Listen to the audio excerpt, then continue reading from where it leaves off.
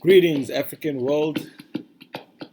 Today, I'd like to share my review of this book that I've just finished reading. They Came Before Columbus, a very interesting book by Dr. Ivan van Sertima, who himself was also an anthropologist. He presents his evidence of the African presence in ancient America. He starts his story by speaking of the Native American god known as Tezcatlipoca. He states that this was not an African god, but was painted black because black was a symbolic and ceremonial color whose indisputably Negroid features were sculpted in greenstone by the Mexicans while his kinky hair was cast in pure gold. His first set of evidence involves witnesses, and the first of the witnesses being the Native American witnesses themselves. In page 13, he speaks of the proof presented by the Native Americans that they were trading with black people. They said they had come to Espanola, a black people who have the tops of their spears made of metal, which they call guanin, of which he, Columbus, had sent samples to the sovereigns to have them assayed when it was found that of 32 parts, 18 were of gold, 6 of silver, and 8 of copper. Dr. van Sertima also continues to provide the West African linguistic origin of the Native American word guanin, which he traces back to the Mande languages. In page 16, under the chapter, The Secret Route from Guinea, he states on his third voyage he came upon more evidence of the contact between the Guinea and the New World. From a settlement along the South American coast on which his men landed on Tuesday, August the 7th, the natives brought handkerchiefs of cotton very symmetrically woven and worked in colors like those brought from Guinea. From the rivers of Sierra Leone and of no difference. Not only were they alike in style and color, but also in function. These handkerchiefs, he said, resembled almaizas, Guinea headdresses, and loincloths. Each one is a cloth so woven in colors that it appeared an almaiza with one tied on the head and the other covering the rest.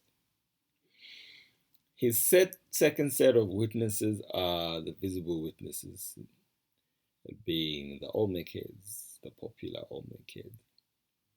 In chapter number 2, if one does not know what they look like, on the cover of this page, these were the colossal heads that were unearthed in the Americas.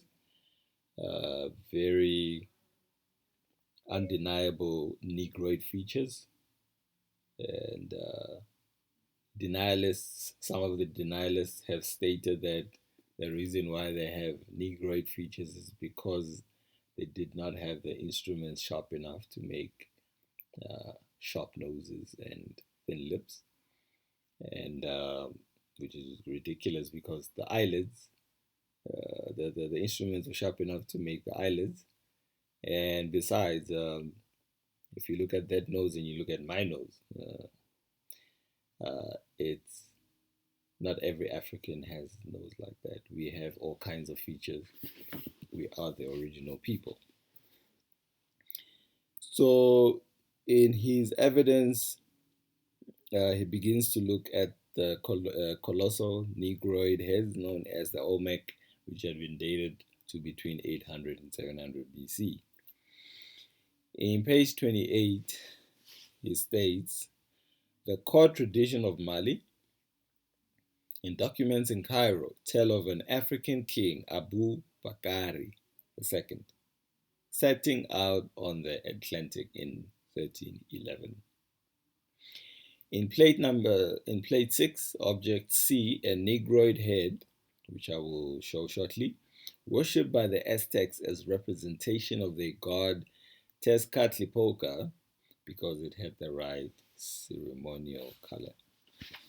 So I will quickly show the image. Plate number 6, figure C, this one right here. In page number 33, he states, in September 1974, a Polish craniologist, Dr.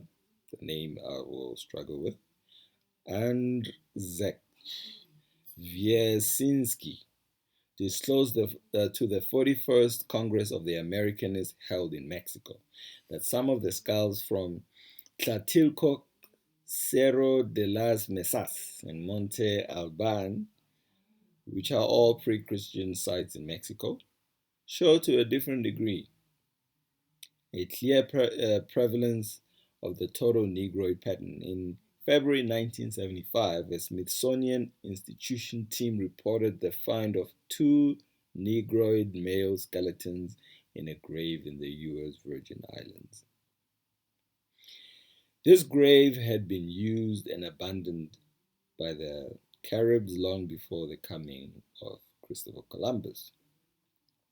Soil from the earth layers in which the skeletons were found was dated to AD 1250. A study of the teeth of these skeletons showed a type of dental mutilation characteristic of early African cultures.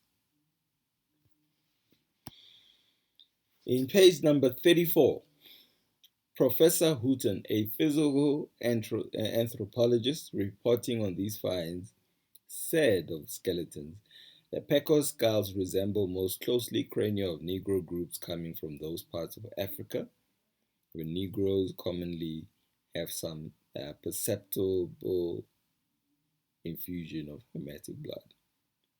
Again, Dr. Van Sertima presents many references of European or non-African origins.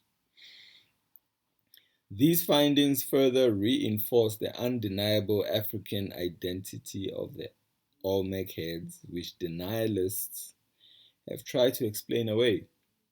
But Dr. Van Sertima further links the appearance of the first pyramids, mummies, trypan skulls, stelae, hieroglyphics with the Olmec period. And he links the Olmec period to the Restoration period in Kemet, so-called Egypt, when the 25th dynasty Nubians once again rescued the land of Kemet from its invaders and restored law and order through a cultural renaissance, restoring these features that had long lapsed in Egypt, for which there were no evolutionary precedents in America. In other words, the culture suddenly appeared in America without the developmental stages or phases. In page 57, he states, the system of latitude and longitudinal coordinates used as early as 100 BC, before the Common Era in China, had not even as late as the conquest period been acquired by Europe, whose navigators could not read longitude until the 18th century. This means that they couldn't have had compasses, because longitude lines point true north and true south. Yet in page 68 he states, long journeys across the chartless waste were not new to the Mandingo. The Mandingo were a West African nation. They knew that the desert, like the Great Sea, had its signposts in the sky, and they called the Sahara the Sandy Sea. They navigated it as though it were a sea, using nautical instruments and astronomical computations to guide them. In the chapter Among the Quetzalcoatls, Dr. Van Sertima makes reference to the African origins of this feathered serpent king and rainmaker god in Central America, linking it to the secretary bird of Africa. The secretary bird of Africa reminds me of the voyage that the ancient pharaoh queen Hatshepsut embarked on to the land of Punt, which the ancient Egyptians called the land of the gods, the land of the ancestors. And this is one of the items that she had obtained from the land of Punt. In page 77, and before I go there, also when we speak of rainmakers, that is a very African tradition. Rainmakers from throughout the continent of Africa, all the way down to the southern Africa, we know of Queen Mujaji. In page 77, in pre-Columbian America, the winged disc was placed on temple door lintels as in Egypt. This cannot be a coincidence.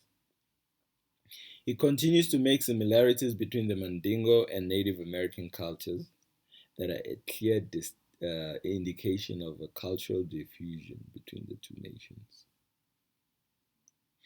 On page 87, the discovery of skeletons of ancient magicians of Mexico with strong Negroid characteristics, as reported by Frederick Peterson, suggests that here was a fertile area of influence. In the chapter Mandingo Traders in Medieval Mexico, Dr. Van Sertima makes a linguistic link between the Native American languages and the Mande languages of West Africa.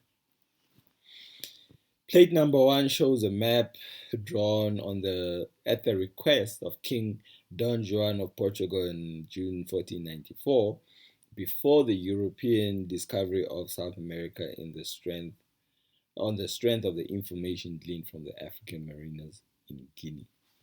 So I will show the map, which was drawn based on the information provided by the African mariners.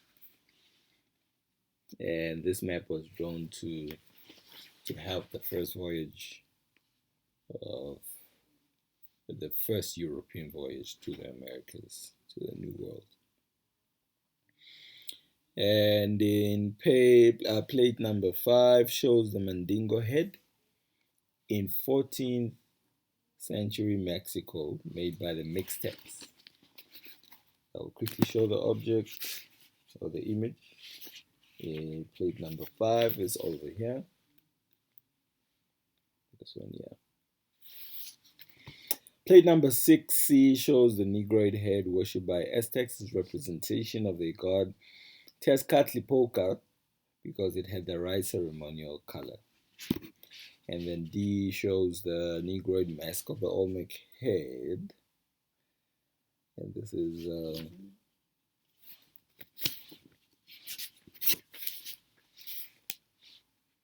this one here, the one worshipped by the Negroid sculpture, which represents the god Tezcatlipoca, and next to it we have the Olmec mask, the Negroid mask of the Olmec period. Plate number 15 shows Mandingo elements of Mexico. Plate number 15. So in plate number 15, we can see the similarities between the West African and Mexican. These similarities, which cannot be dismissed as mere coincidences. Plate number 16, we see medieval African smoking pipes, similar in design to American pipes. Over here. You can see the African ones and the Native American or the Mexican. And in plate 24, There's a Negroid headstone of from Veracruz, plate 24. Plate number 24. This is the Negroid head over there, clearly an African. And in plate number 25, we have the Negroid magician of Copan in Honduras. The one here at the bottom. Yeah, clearly African. And in plate number 33, we have the phallic cults in Egypt and Mexico.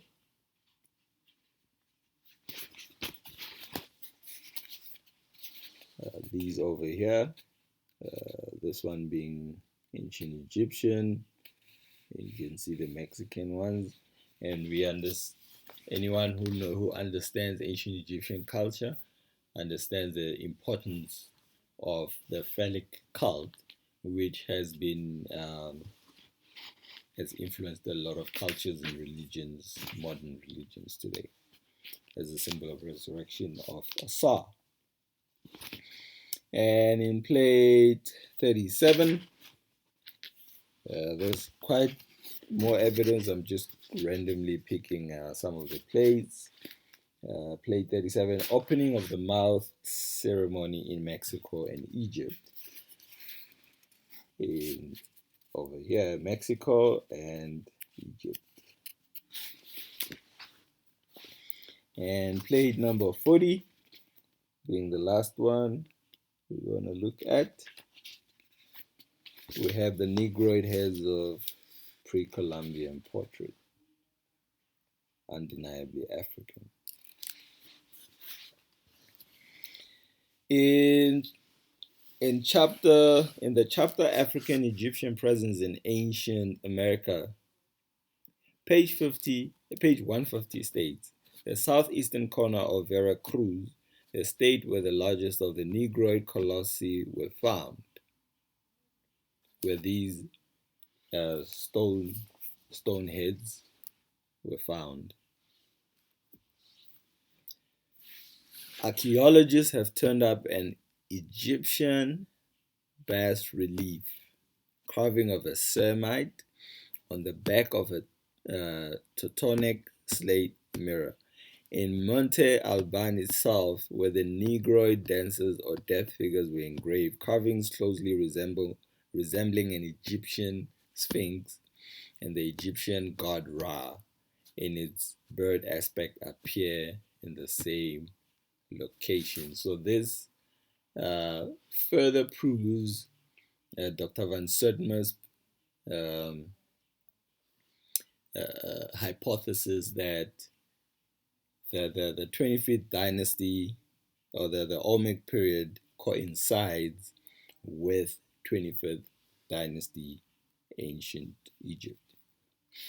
In this chapter, Dr. Van Sertima continues to present numerous evidence of ancient Egyptian presence in the Americas during the rise of the Olmec civilization. Other evidence of the cultural diffusion include plants and transplants, etc.